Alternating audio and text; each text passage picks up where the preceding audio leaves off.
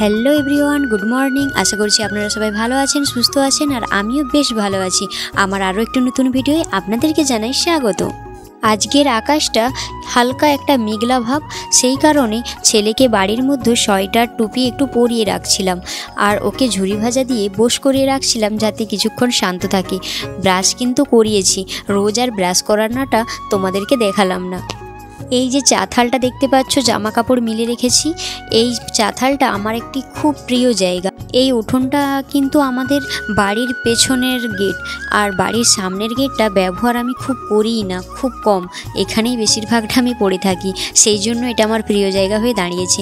আর সকালবেলায় ছেলের জন্য দুধ এনেছিলাম, তাই গরম চাপিয়ে দিয়েছিলাম। রাস্তাটা এতটাই খারাপ, তাই ছেলেকে না আর কোলে করে নিয়ে যায়নি। ওকে একটু কার্টুন চালিয়ে ও জেঠু বড়মার কাছে বস করিয়ে আমি একাই গিয়েছিলাম দুধটা আনতে, কারণ নিয়ে গেলে আর হয়তো ওকে নিয়ে আর বাড়ি আসতে পারবো না, হয়তো কোমর ভেঙেই পড়ে থাকতে হবে। যা রাস্তার হাল তোমাদেরকে একদিন আমি শেয়ার করব। আমার ছেলের জলের নেশা, গ্যাসের নেশা, সবের নেশা। গ্যাসটাকে এতটাই ও প্যাঁচগুলো ঘুরিয়ে দেয়, ওকে যতই বারণ করি ওটার জন্য ওকে মেরেছি, কিন্তু তবু ও না আমার একটুও কথা শোনে না। এই যে আমি সুজিটা গুলাচ্ছি, এই গুলানোর ফাঁকে ও কি করেছে জানো, সেটাও তোমাদেরকে আমি দেখাচ্ছি, দাঁড়াও। সুজিটাকে না আমি একটু ঠান্ডা জলে গুলিয়ে নিচ্ছিলাম, আর তার সাথে না দুটো বাতাসা দিচ্ছিলাম, কারণ চিনি দিলে তো অ্যাসিড করে, বাচ্চাদের খাওয়ারে একটু বাতাসা দিলেই ভালো হয়, অ্যাসিডটাও একটু কম হবে আর স্বাদটাও কিন্তু ভালো হবে। গরম জলে কেন দিইনি, সুজিটা যদি গড়া গড়া হয়ে যায়, সেই কারণে ঠান্ডা জলে গুলিয়ে আমি ওর সাথে গরম করা যে দুধটা আমি রেখেছিলাম ঢেলে দেব। আমি যখন ওর খাবারের কাজগুলো করছিলাম, তখন ও কিন্তু ওই চাথালে কিন্তু খেলছিল, সেটা লক্ষ্য করেই কিন্তু আমি এই কাজগুলো না করছিলাম। জানি আমার ছেলে চাথালে আছে, সেই ফাঁকেই যে কখন ও এসে হাজির হয়ে গেছে আমি বুঝতে পারিনি। তারপরে আমি সুজিটা যখন করার পরে যখন ওই সুজির যে জামটা, ওটা আমি নাম করানোর পরই না আমার ছেলে একটা অঘটন ঘটিয়েছে। সেটা আমি ভাবতে পারিনি যে ও আমার ওই 1 মিনিটে চোখের আড়ালে এত কিছু করতে পারে। এত দুষ্টু বাচ্চা না, যার থাকে সে ছাড়া কেউই বোঝে না। এদিকে সুজি রান্নাটা প্রায় হয়েই গেছে, আর এদিকে দুর্ঘটনাও ঘটে গিয়েছে। তাই সে হাতে একটা জামবাটিয়ে জল দিয়েছি, হাত দেখাচ্ছে, মা আমার হাত পুড়ে গেছে, হাতটা না লাল হয়ে গেছে, জানি না পরে হয়তো ফোসকা উঠতে পারে। ছোট্ট ছোট্ট হাত তো, নরম নরম চামড়া, সেই কারণে হয়তো ওর কষ্ট হচ্ছে। ও আমাকে বলছে, মা আমার হাত পুড়ে গেছে, এটা শুনে খুব কষ্ট হচ্ছে। তাই ওকে সান্ত্বনা দেবার জন্য আমি বাড়িতে না একটা কোলগেট মাজন নিয়ে ওর হাতে লাগিয়ে দিচ্ছিলাম।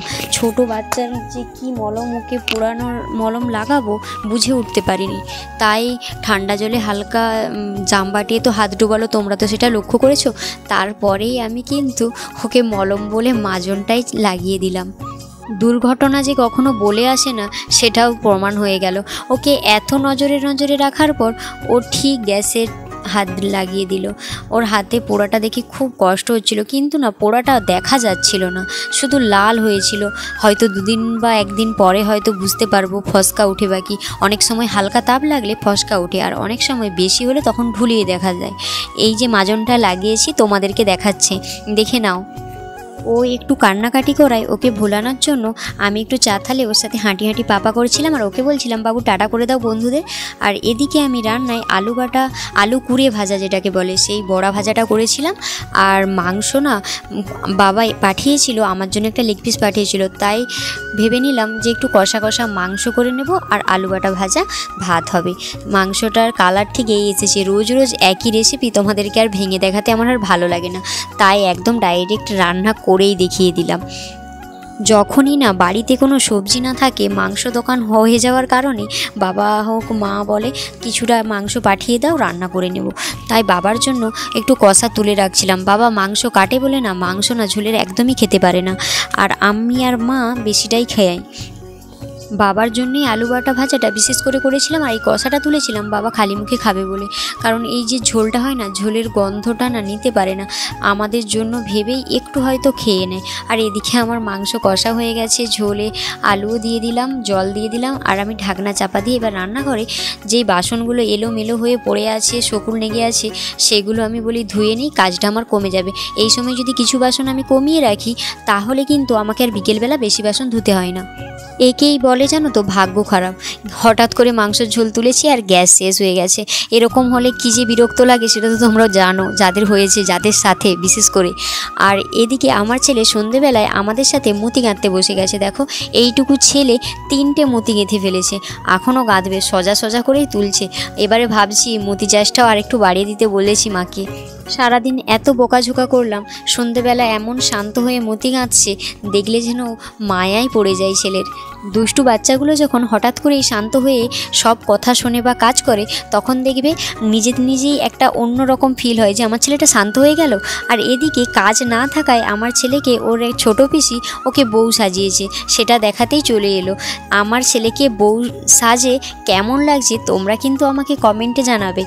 এটা কি সত্যিকারের বউ সাজে? কিন্তু আমার ছেলেকে আমার কাছে কিন্তু ভীষণ ভালো লেগেছে। আর তোমাদেরকে কেমন লেগেছে তোমরা জানিও। আর এখানেই ভিডিওটা শেষ করলাম। Tata bye bye. চ্যানেলটার কিন্তু পাশে থেকো।